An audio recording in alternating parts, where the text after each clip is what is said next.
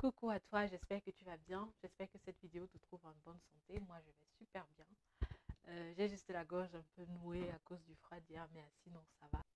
Ça fait un long moment et je vous reviens aujourd'hui avec un contenu particulier. Ce n'est rien d'autre, j'ai lu pour toi. Aujourd'hui, je vous présente l'œuvre d'un cher collègue, du cher collègue Dany Fongan. Voilà, avec pour titre Retour au village. Voilà, dans cette vidéo, je vais partager avec vous. On va faire un peu un petit résumé, hein. J'espère ne pas spoiler le contenu du livre, si bien que ça ne vous donne plus envie d'aller acheter, bien d'aller faire un tour euh, dans la bibliothèque de l'auteur. Voilà, je vous dirai en fait de quoi est-ce qu'il s'agit, à qui est-ce qu'il s'adresse et où est-ce que le trouver. Oh, retour au village, retour au village. Comme vous le voyez, c'est un livre très facile à lire. C'est, bon, quand il dit facile, il faut encore comprendre, il n'est pas très énorme. C'est facile quand même à lire et c'est très intéressant, vraiment. J'ai terriblement aimé la lecture de ce livre. Euh, je savais pas que son contenu pouvait autant me plaire. Alors, de quoi est-ce qu'il s'agit? Il s'agit de, comme le titre l'indique, un retour au village en fait. Retour au village. Et l'auteur en fait parle de son retour dans un village de Paganté dans le D. Malheureusement, j'ai oublié le nom du village. Malheureusement, j'ai oublié le nom du village. Parce que c'est un truc que j'ai lu depuis longtemps et j'avais à cœur de faire cette petite vidéo avec vous. Bon, pour savoir de quel village est-ce qu'il s'agit, procurez-vous du livre. Voilà. Voilà, il parle en fait de son retour au village et dans le livre, il s'agit de l'histoire d'un jeune homme, un jeune garçon, un jeune Camerounais, âgé de croix de 10 ans, entre 9 et 11 ans en tout cas, qui décide pendant les vacances d'aller dans son village natal qui n'est pas loin du D. Il vit normalement dans la ville de Douala, la capitale économique du Cameroun, pour ceux qui ne connaissent pas le coin. Et voilà, il raconte en fait le retour, comment s'est passé ce voyage, ce long voyage de Douala pour son village natal. Ça a été tellement compliqué. Je n'ai pas encore eu à vivre un retour pareil, un voyage pareil. Et je ne vous souhaite pas de vivre le voyage qui est décrit dans ce livre, vraiment. Parce que c'est inimaginable.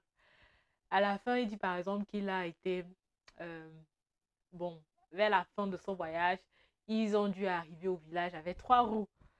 3 roues, vraiment, c'est quelque chose. Je ne sais pas si ça existe. Bref, je n'ai jamais vu ça de mes propres yeux. Donc voilà, c'est un retour pas facile. Et il parle en fait de ses motivations, les motivations pour lesquelles il a décidé d'aller au village. C'était entre autres le fait de pouvoir parler sa langue maternelle, le fait de pouvoir connaître vraiment ses origines et de renouer avec en fait sa terre, renouer avec la terre de ses ancêtres en fait. Connaître d'où il vient, connaître d'où viennent ses parents, connaître l'histoire, le pourquoi du comment, pourquoi est-ce que voilà, pourquoi est-ce que peut-être telle ville s'appelle ainsi, quelle est l'histoire, quelle est la genèse.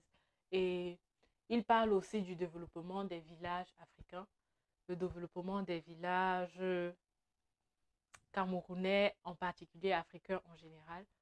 Et voilà, et cela passe, il a dit par exemple dans son livre que cela peut passer par la culture, mais une culture pas archaïque, mais une culture un peu modernisée.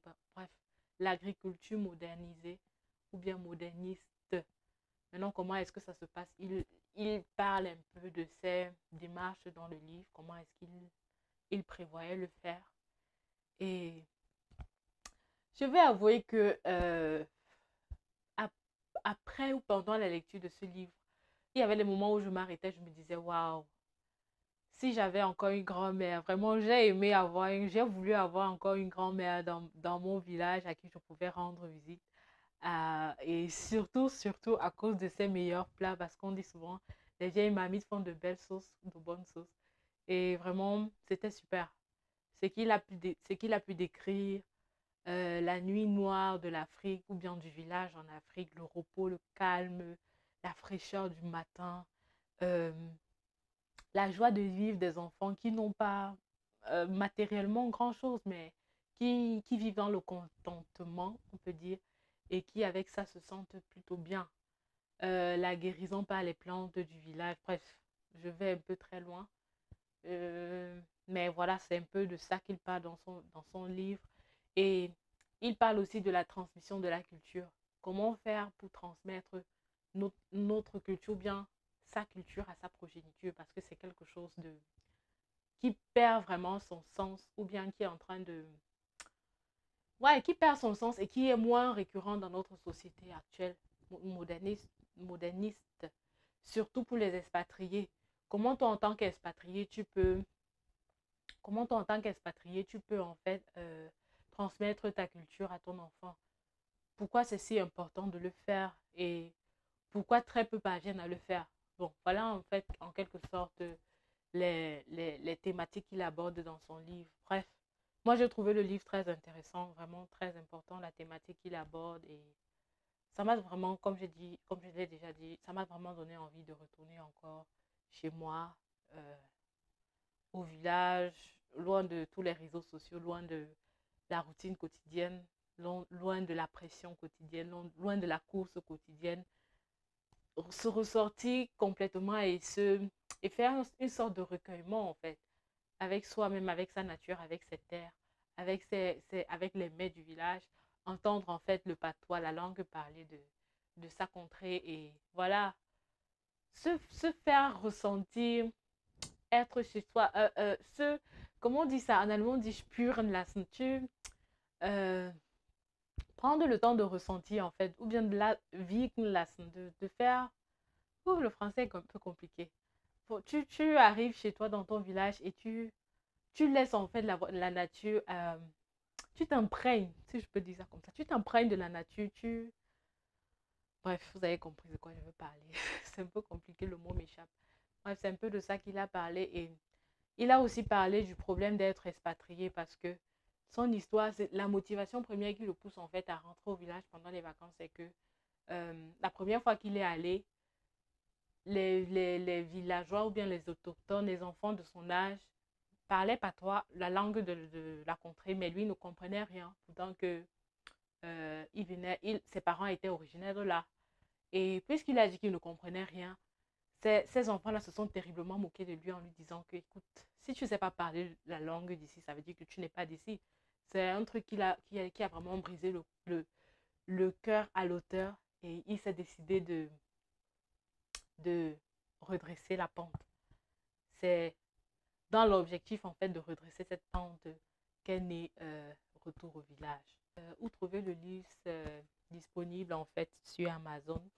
Je vais mettre en fait les liens en bas dans la description. Vous voulez avoir un livre dédicacé comme le mien, je ne sais pas si c'est possible, c'est visible. Si vous voulez avoir un livre dédicacé comme le mien, vous pouvez le contacter et il se fera sûrement le plaisir de vous envoyer une copie dédicacée. Bref, voilà ce que je voulais partager avec vous. Dis-moi en commentaire ce que vous en pensez des thématiques évoquées dans la vidéo. Est-ce que vous savez parler votre langue maternelle? Est-ce que vous tenez à transmettre votre culture? Parce que quand on dit culture, c'est pas juste la langue maternelle, c'est tout un... Ça englobe beaucoup de choses en fait. Il y a plus de sous-titres dans le mot ou bien dans le titre culture. Est-ce que vous faites l'effort de partager en fait votre langue maternelle, votre culture à vos enfants, à votre progéniture? Si oui, comment vous y prenez? Ouf. Comment vous y prenez? Sinon, qu'est-ce qui bloque? Quels sont vos objectifs sur le long ou le court terme? Voilà. Comment est-ce qu'on peut faire pour, surtout les expatriés, hein, je parle surtout aux expatriés, comment est-ce qu'on peut faire comment est-ce qu'on peut faire pour relever la pente? Est-ce que vous avez une option? Vraiment, partagez avec nous en commentaire. Je ferai le plaisir de vous lire. Portez-vous bien et bye bye.